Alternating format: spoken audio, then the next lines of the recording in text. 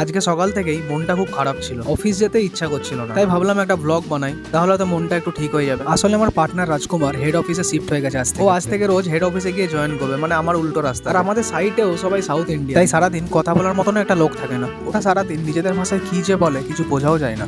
আর seriously বিদেশের মাটিতে যদি কথা বলার মতন কোনো লোক না থাকে তাহলে নিজেকে প্রচুর একা একা মনে হয়, কাজেও একদমই মন বসে না। কিন্তু কি আর করব, ভালো না লাগলেও কাজে তো সেই যেতেই হবে। আসলে বেশিরভাগ ক্ষেত্রেই কাজের জায়গাটা মানুষের পছন্দের হয় না, কিন্তু যত তাড়াতাড়ি সেটাকে নিজের মনের মতন করে নেওয়া যায় ততটাই ভালো, কারণ দিনের শেষে ওটাই সব থেকে বেশি ম্যাটার করে।